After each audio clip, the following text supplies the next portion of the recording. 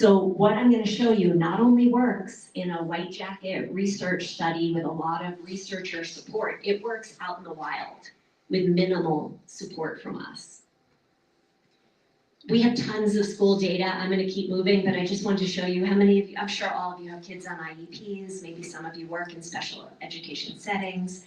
This shows the outcomes of the kids in special education on the CPI. They went from 75 to 87. They pulled the data of the entire school forward. When does that happen? When are the kids in special education pulling all the data forward? Okay, stay with me. Two more very researchy slides, but they're so incredibly important because we are breaking through this sound barrier with the work of Julie Van Dyke and the work of people who are looking at syntax and how this can raise writing, reading, and overall language. This is Dr. Adria Truckenmiller. If you don't know her, you want to jot her name down. She is like, I want to say second coming. She is just absolutely amazing for what she is doing for screeners, for language development, for syntax. And she's obsessed with implementation science. So everything she's doing, she's making sure it will be carried to the classroom. This is her research on what matters in writing. Okay, so you came to hear about writing. This is looking at the underlying mechanisms that cause the evidence-based practices to have the impact that they do. This is what Charles Hume was talking about yesterday with Nellie. He lifted up the hood and he said, here's why it works. Now, you may not all take on ThinkSRSD.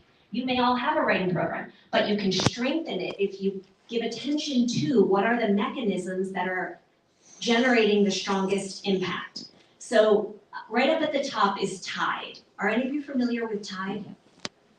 Okay, it stands for topic, information, details, and. It is the text structure of a paragraph. And it is such a beautiful thing because it tells you how to structure your paragraph and what to include. And if you had those elements, there was a correlation of 81, which is nearly 1-to-1. You were going to score very high on your essay if you had those parts. So number one takeaway, teach TIDE. If you want to call it Oreo, CEO, call it whatever you like, but call it something and tell your kids these are explicit instructions. Josh Rushwell, just tell them. Just tell them. A paragraph has 4 main parts. Topic, information, details, and ending. Include those when you write. Right there, you will see gains. Tell them to draw a TIDE or draw an outline, and then you're decreasing the working memory by like 1,000-fold. You're making it so much easier for them to write if they have created a planner. Just write TIDE down the side of your paper and fill it in. So there you go. You don't need to take on some complicated approach or take on some ThinkSRSD, or if you just bring TIDE to your school, you will do immense good for your kids' writing. The next one is like breaking news. Word complexity is it's a little stronger than TIDE. Wow. So you want to make sure that all your kids on their TIDE chart make an L, big L for the language box. And as you're reading and as you're discussing, you're collecting words for your language box. Mm-hmm. When you go to write, you're going to cross those out. And that, you don't want to drop that. So TIDE is pure SRSD. We augmented it with this L because 2025, Dr. Adria Truckenmiller came out with this research, and we can't stand still. We can't use something from 30 years ago. We have to be increasing the power in it. So that L is absolutely powerful. Okay, the other two, typing fluency, no surprise. Sentence accuracy and complexity, this is really important. We need to teach syntax. Teaching syntactic correctness has bigger bang for the buck than just having kids extending, making their sentences longer and longer. That, like sentence complexity in terms of having conjunctions, was not a correlate to writing or ELA outcomes. That's why it's grayed out. But having a capital, a period, accurate grammar, all of that was a predictor. So accuracy before complexity. So there's been a theory put forward that's sort of taken hold in the past couple of years. Sentences first, teach sentences. No, no, no. Teach tied. Teach the genre. You can do one paragraph, but do not work on sentences in isolation. You can work on them in parallel. Have 10 minutes of your class be working on sentence work, but get into that discourse level tied work. Because you know how we always say, I'm gonna do this first and that, and then we never get to that? Because the school year goes by. So do them together at the same time. Teach them separately, 10 minutes for each, but be sure to hit them first, and don't, the sentence first is not supported by research. All right, I'm gonna move on, but this is one last really cool slide from Dr. Adria Truckenmiller. Syntax adds 1/4 the power of vocabulary and genre elements. Only 1/4. So teach tied, teach the language box, and then weave in some syntax instruction. Julie Van Dyke is probably one of my favorite human beings on the planet right now. And I love everything she's saying, and we need to keep everything in perspective to the school day of how much time we have and what we can accomplish, and we need to prioritize how much time we're giving, right? You're all teachers, most of you here. You know we only have a certain number of minutes for ELA each day. Teach tied, teach the language box, give some time to syntax. But don't, it's not a baton toss. They're happening together. So teach them all together. All right, please look up Adria Truckenmiller. She is a gift to our field. Okay, so moving now into what is this? I'm now going to share with you kind of the holy grail of what we should be teaching, and then I'm going to move into how. So for the what, this is what blew my mind, and it's our favorite part of ThinkSRSD. Rather than thinking about writing as tied and language box and sentence level lessons, those are all good. Think about the person who's driving the car and is going to be using all of these skills we're teaching. Most important is to turn on the ignition and get the self-regulation going, because then the kids will call up and use everything we're teaching them. So your number one job is to teach self-regulation. Maybe every generation says this, but I think we've never needed self-regulation more than we do now. So our first goal is to teach our kids to be self-directed and skilled. Then we teach power, the parts of the writing process. We teach a toolkit for doing each part. And we embed skill building as our kids write each day. And again, all with the goal of building self-regulated use of all these beautiful skills we're teaching.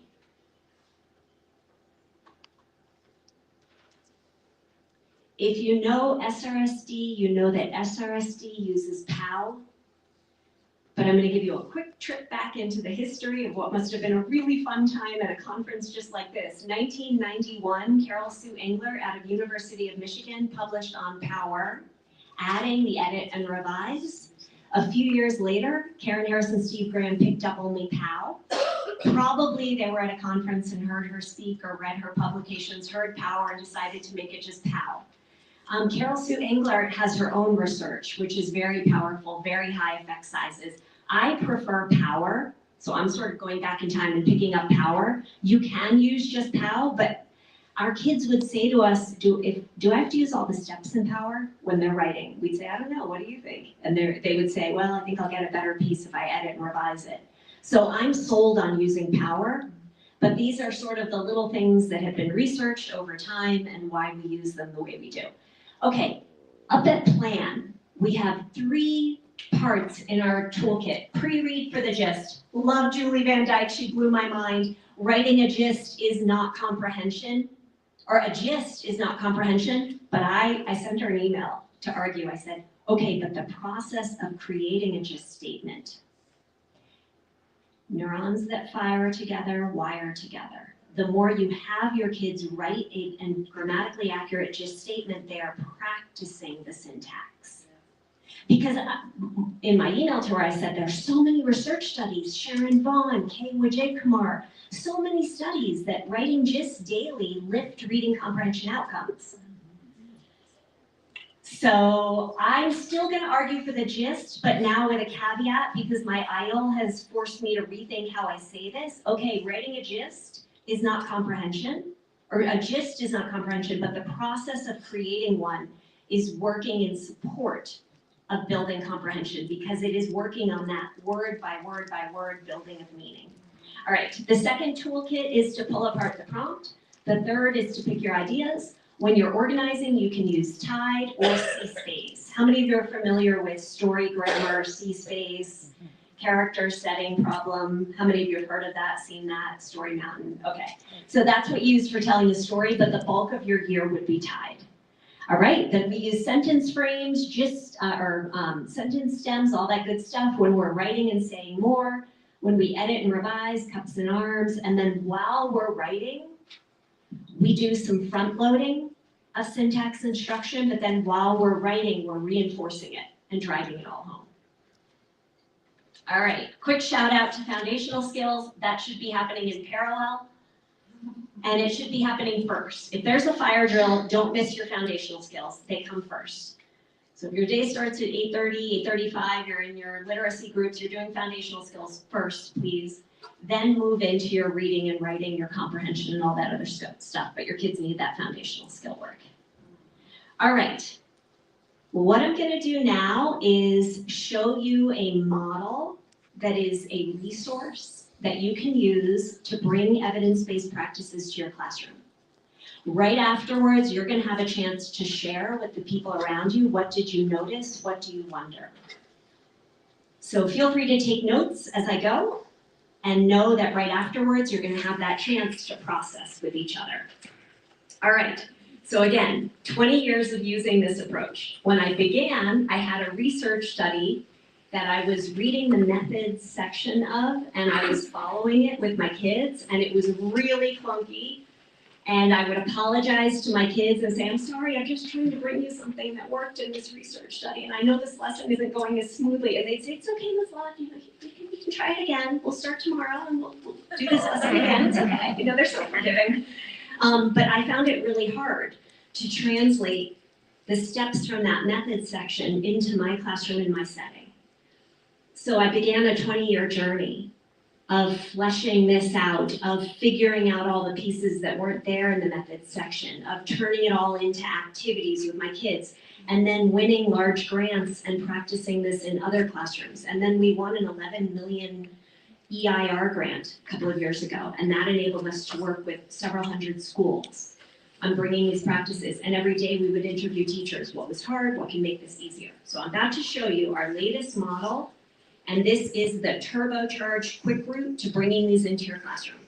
We ask that you give us 2 ELA periods to onboard these tools into your classroom, and then that's it. Then you're gonna take out your own curriculum. How many of you have a curriculum? CKLA, HMH Wonders, all that good stuff, or self-created.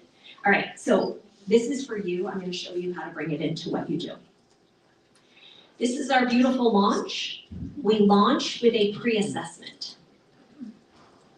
So on day 1, you say to your kids, hey, I really want to know what you think about this penguin oil spill. I'm so curious. I'm going to read to you about it. And then you're going to have a chance to tell me what you think about it. And you collect that pre-assessment. That's day 1.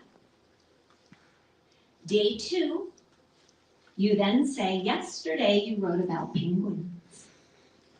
Today, I'm going to show you what a strong response written by a child who used these crazy tools called Power and Tide, Tidal.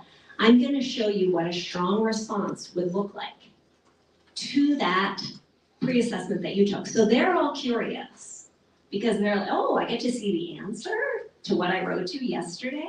Well, you get to see one that was written by somebody who had some tools I'm about to teach you. You have to say that, otherwise they look at it, they're like, that's so much better than mine. And you say, well, but I'm gonna give you tools and they're gonna help you and they're gonna enable you to write as easily as this child does. Okay, so we introduce Power, we introduce Tidal, and we color code the strong example for the parts of Tide, and then we find our blue words. and we copy our blue words into our language box. And now you've told your kids this is power, these are the steps you follow when you're writing. This is Tidal, that helps you structure your writing and reminds you to use strong language. Now you've introduced it, you've written it on the chart paper. Your kids have written it in their notebooks. And now they're ready to use this tool for the year whenever they write. I hope I'm making this very simple. And you don't need to pick up some big complicated writing procedure. Just bring this back to your classrooms. Bring Tidal. All right, here we go. Lesson 1, one and done. Now we're going to move into lesson 2 and 3 that repeat. So when you initially read the story and you talked about penguins, they just wrote what they could put down, what they got from the situation? Yes, we gave them a prompt. Describe the effects and the rescue efforts that followed after the oil spill. And they wrote that down, yeah. How many of you are K1? K1, we make a fact list with our kids. And we use pictures and we put words and then we have them go and dictate, draw a picture. We have them communicate however they need to. It's fun. All right, so that was lesson 1, one and done. Now we're going to move into lesson 2 and 3 that repeat. So my background is special education. I start every one of my classes with skill warm-ups. My kids can't spell finally because they don't understand the morpheme LOI at the end, so we're going to practice a few like warm-ups. My kids are not using correct past tense. We're going to do a couple of sentence dictation and a couple of sentence creation on past tense. So that's my skill warm-up. I do that before I dive in. Then I take out my text. If you use Wonders, that's your Wonders story. If you use CKLA, that's Paul Bunyan or whatever story you're teaching.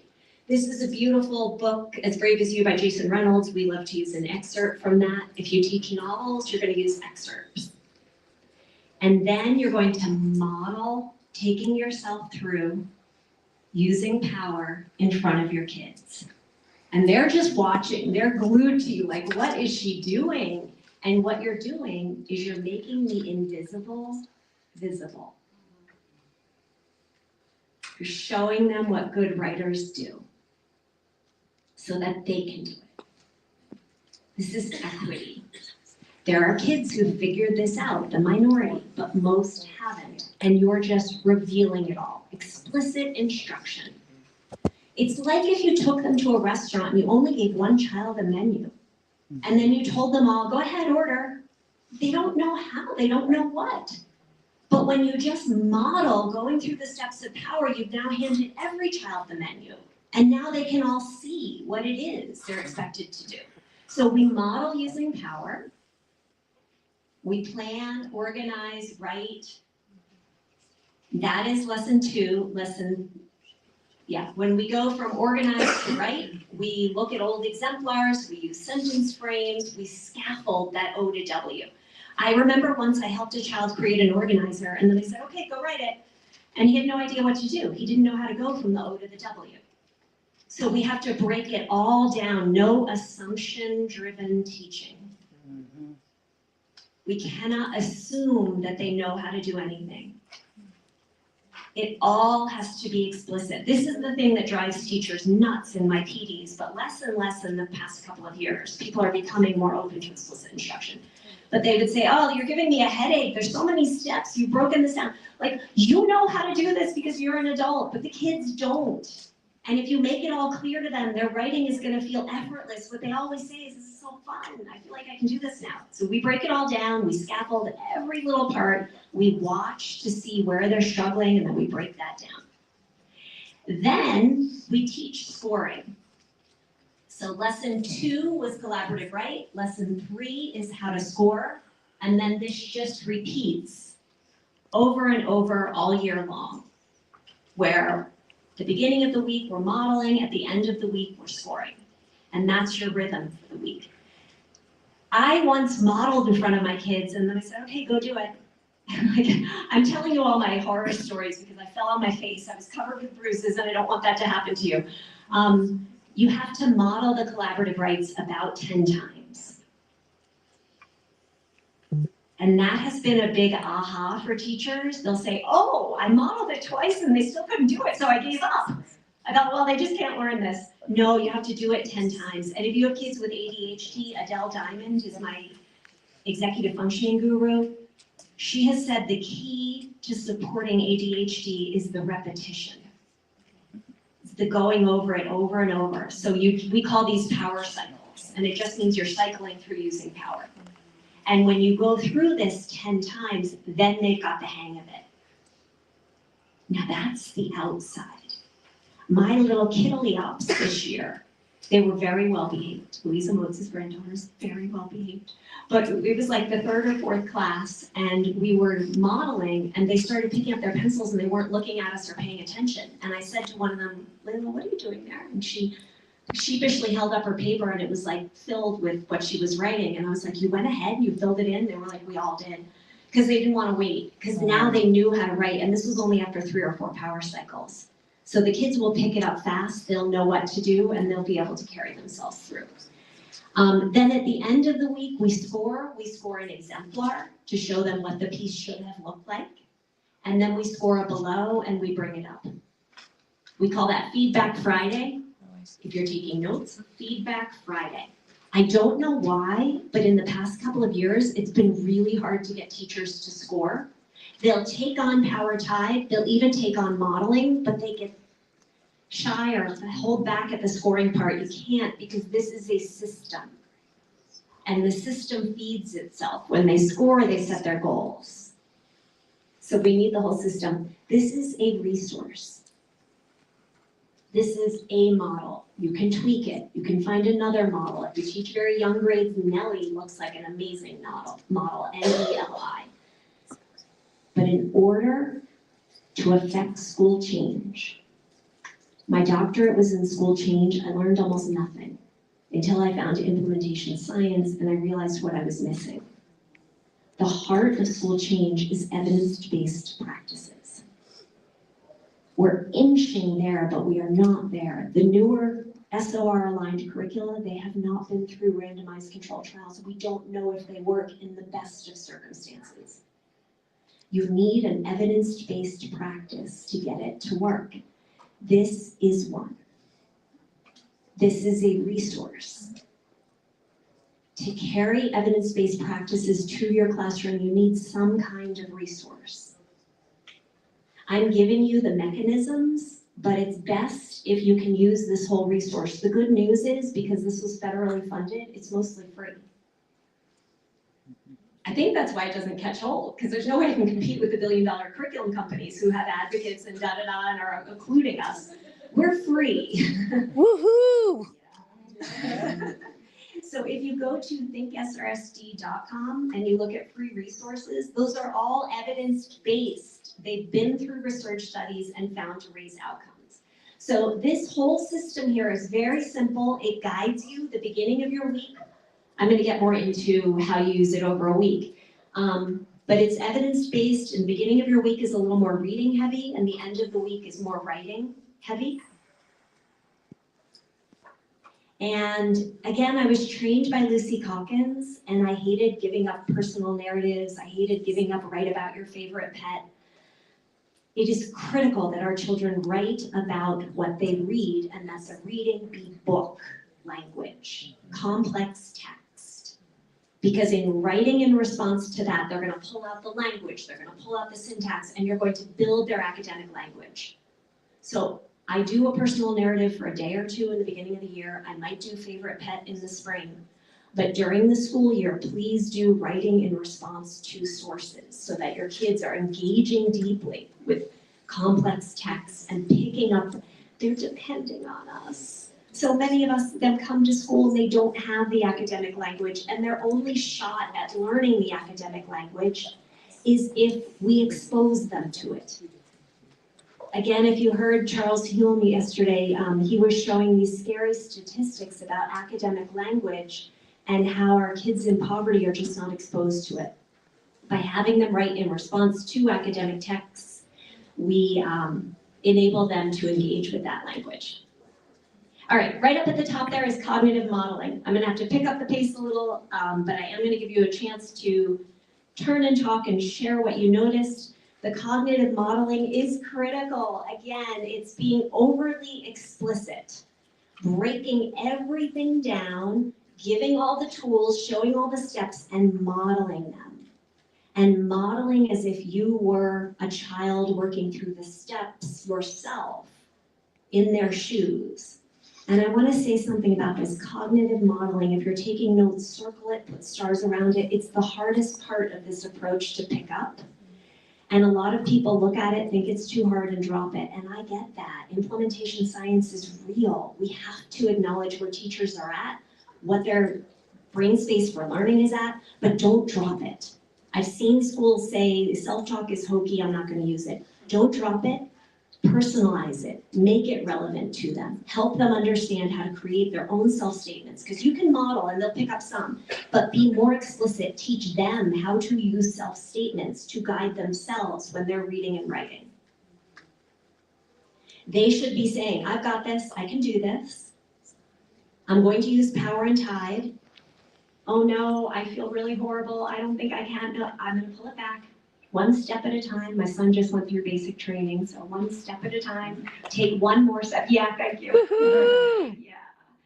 But I heard the superintendent of the U.S. Air Force was lecturing the cadets, and he said, during basic, when you feel like giving up, say to yourself, take one more step.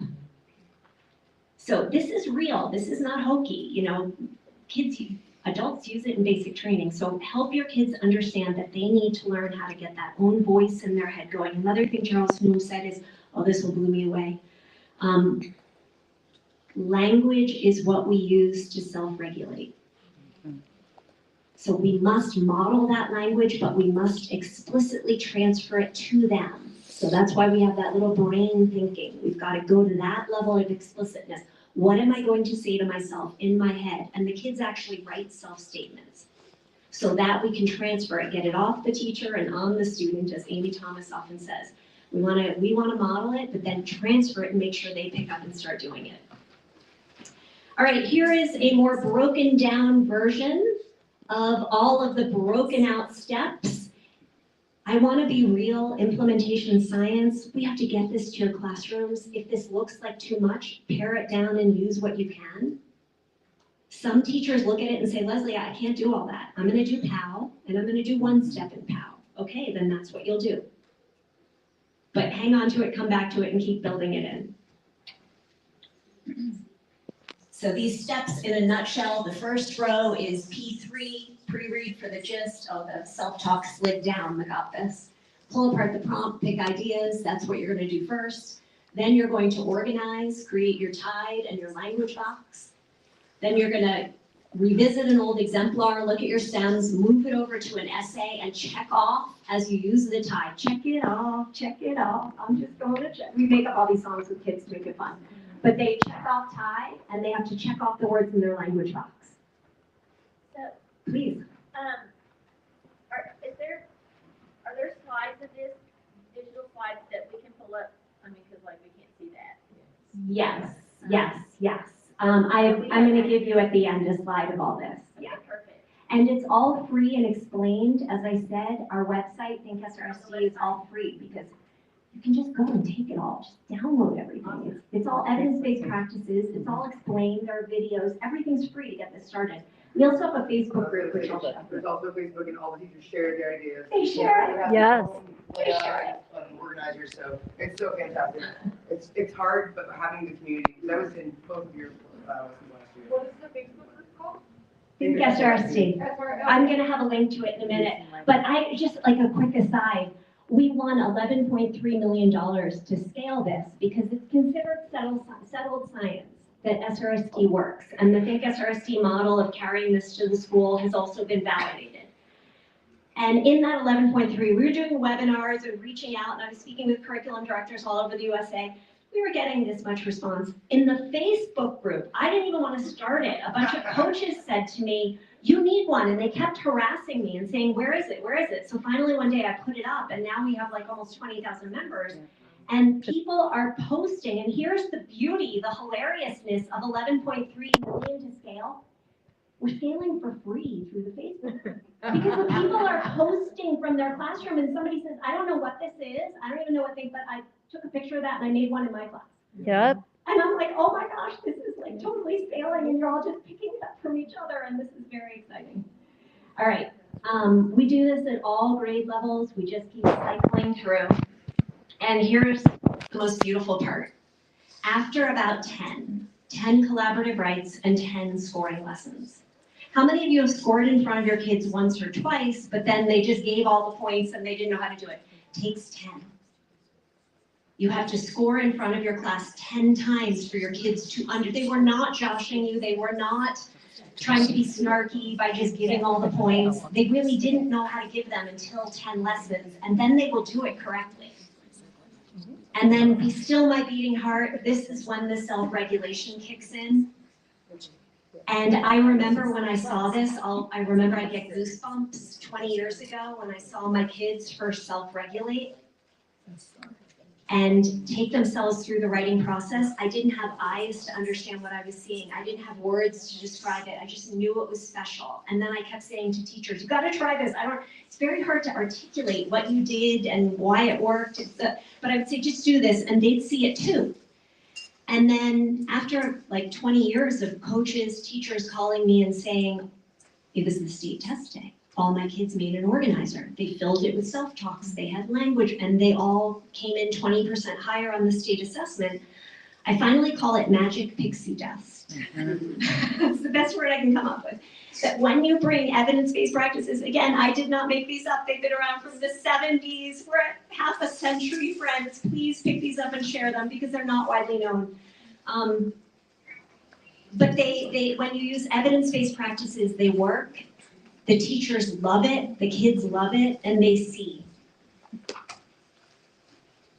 They just see the joy. This is younger grades, but I want to get to the 2 questions. What did you notice? What do you wonder? Now I'm going to ask you to hang on. Stop and jot first. Write down a notice and a wonder. And then in 1 minute, we're going to share. But if you can all be silent for a moment, give everybody think time, and jot down your notice and wonder.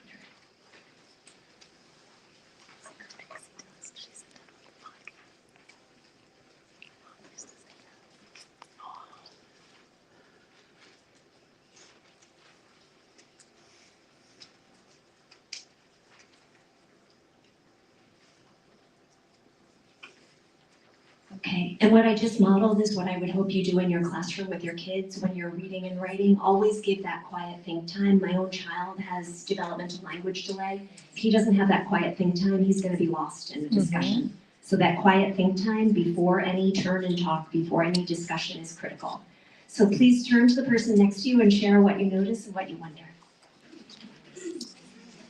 What did you notice, ladies? I didn't write a book.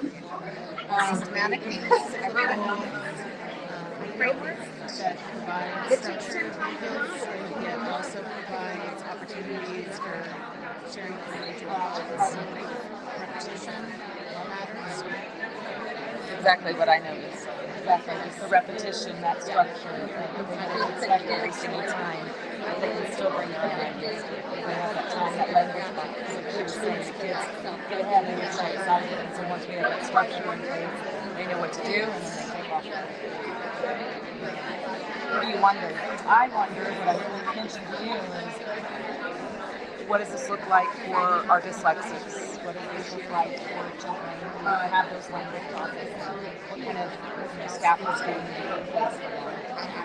And I think for especially disorders and provides that repetition and the understanding of the contours in order to get them to the next time. So it's not new language every single time. Common language. It's in their lexicon. It's in their lexicon, so half the battle is done. I wish we had more time. This is just a light wine tasting. But there's tons of free material. I'm going to move on now, and as promised, we're going to take a speeded tour through schools. And this is coming from our $11 million grant, where we were privileged to work with, we studied 100 schools, but we had a couple hundred that we were supporting. And I'm going to take you into all of their classrooms and show you how they were doing this. But I do want to share something, and Amy, add on if I miss anything. Yesterday, right after Charles Hume spoke, Louisa Moats was like beside herself excited. And I overheard her saying, what we need teachers to understand is that language is something that you can objectify and teach. Language is something that can be out here, and it is what we are teaching. It's kind of the object of what we're teaching. And that is the goal in these exercises. We are teaching language. We are teaching kids how to pick ideas on their own in a self-regulated way, but particularly the language box. When we teach kids, I'm going to show you next, we have daily syntax exercises where we are teaching language itself. So that's a lot to wrap your head around. I dreamt about it, I kept thinking about it as I woke up. If you're taking notes, we need to objectify language and teach it in its own right. And that is why I believe we see these crazy gains that transfer to ELA distal measures. The ELA state assessments are so hard to touch because they're distal measures. But as Trina Spencer says, build the underlying structures and language, and then that will carry the knowledge to the kids, that will carry the learning to the kids, that will enable self-regulation. So our goal is to objectify the language and teach it at all levels. The language of what we're learning, the self-regulation language, all that good stuff. All right, scenes from a classroom, lesson 0, collecting a pre-assessment. Maybe you'll collect a pre-assessment on penguins, whatever you like. After the pre, you do a quick gist statement. Full acknowledgement of everything Julie Van Dyke said. Yes, yes, yes, gist is not comprehension, but writing a gist is practice with using syntax. And it gives us that daily place for it to live. So I've been obsessed with syntax for my whole 35-year career, particularly the last 20. I could never figure out a home where it could live in my instruction every day. But now every single day, 180 days of the year, we write a gist and we practice syntax while we do it. So this is not comprehension, but it is offering practice with using syntax. And it's guided, and you're talking about the syntax as you do it.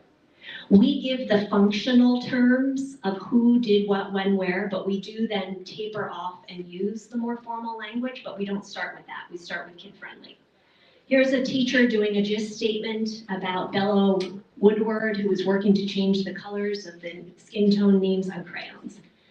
And here the teacher is doing the gist statement, but she's about to flex the gist, which means on the next day, she's going to open with a conjunction. Or she's going to expand with it, but you're going to do gist writing every day, and then you're going to flex the gist every day to build in your syntax instruction 180 days of the year. Great research on this. K. Vijay Kumar, Wijekumar, is working on these kinds of main idea statements.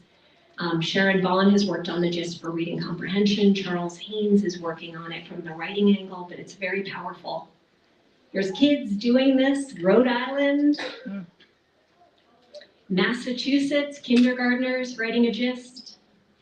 Shout out to Dr. Charles Haynes. If you don't know him, you definitely want to know him. This book is priceless. Would you be able to go back one? I can go back. Yeah, and you're going to get the slides. And again, all these free images are there at our website. Are there videos of you modeling this? There are videos at YouTube, ThinkSRSD. Yep. All right, then you introduce your power cycles. I want to get you into classrooms. Here's a teacher who just wrote power on an anchor chart, hung it up. The kids wrote it in their notebook. Great thing to have hanging in your classroom.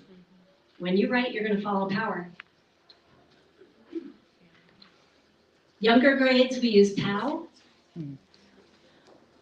Then we go on a detective treasure hunt, and we look for the parts of tide and language. From the text, not in the A lot of this came from the text they were reading, but this is an exemplar created by a student. Yeah, great question. And if you can notice, we've circled, oh, it slid down a little, but we're circling the important language, like conjunctions, transitions. We are teaching language. We are objectifying language and teaching language. Why would you use, for example? How does that strengthen your writing? Here are kids doing this work themselves. We do it all the way down to kindergarten. The kids are holding the oral language. If they can't decode yet, they're chanting it. Back in the day, we used to memorize poems. I don't think that's such a bad thing. So this is almost like how we used to memorize poems. They're memorizing the exemplars and going up and chanting them while they find the parts with different colors. All right, then we lead collaborative rights. This part is so much fun. My kids love this so much. My middle schoolers would come in and say, Ms. Laud, I'm so tired today, and they really were, because it's like a falling disco ball every day in middle school. It was rough. And they'd come in and they would just say, can we just do a collaborative right today? So they absolutely love when I model, take their ideas. This is a video. I don't have time to show it, but it is there at ThinkSRSD. We do this in all grades, kindergartners. And again, the teachers love it.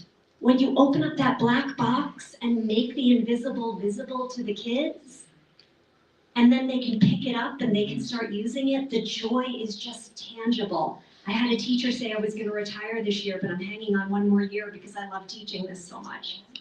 I had a year 2 teacher say, every day it's so overwhelming, but this makes me feel like I'm a good teacher. And those of you who are many, many years in, all you want to do is keep those young teachers. Like you see them come in and you want them to stay in our field and serve our kids, and nothing makes me happier. Kindergarten, here's a grade 1 teacher joining in on the fun. She's wearing a POW cape. I love this because the kids are self-regulating. As they're ready, they go back to their seats and they begin to write. They all have their capes. She got them at the dime store, and I sat in her room and we helped sew them one afternoon.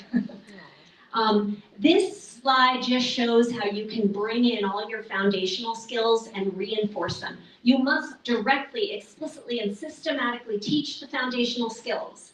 This is an and both. You're going to front load those and you're going to reinforce them in the wild while you're writing in front of your kids. How many of you have taught phonics, spelling, and then they don't transfer it to their real writing? It's because it needs to be an and both. We need to be modeling using everything we've taught in front of the kids in addition to teaching it.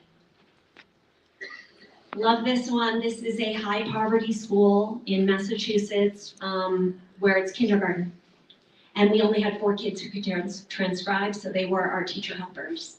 And the other kids are yelling their ideas, and the one kid is like, wait, I can't get it down. Middle school, same thing. They get so into it. They're so engaged. Lots and lots of scaffolds, sentence frames. They internalize them all. So they have an expiration date. You can use these for a few weeks, but then you need to try another one. And then last but not least is scoring. Feedback Friday, we have increasingly complex scoring models that you've given your pre. Go ahead. You collect your pre, why? So your students can set their goals. We think we're collecting it to get baseline. No, it's so kids can set their goals. And then they pursue their goals. And they chart their gains toward their goals. And they work together to give each other feedback. Love this one. They're all giving each other feedback. It's so structured. Self-talk is key all through. Teach this. I know it feels hokey. Don't drop it. Make it better. But the kids need to internalize the language to guide themselves and encourage themselves. Changes our brain when we do. Many of you, I'm sure, have seen these. I want to get to these are all just pictures and videos that are all available. Over the school year, you want to use Tide all year. Quick thing, we used to have reading and writing separate. Then we tried to blend them, it was messy. Now what we do is we have reading heavy at the beginning of the week and writing heavy at the end of the week. And we try to get in 20, 30 power cycles a year. So I'm gonna get you to our slide, or to our URLs. 24% can be 100%. I have no doubt that we can solve this public health crisis if we use evidence-based practices. Let's just take a Tylenol and bring down the fever, because everything else we're trying isn't working. And a Tylenol will, so just use it. You've got this. You can make writing easy with this approach. This is our Facebook group. And the next one is our slides.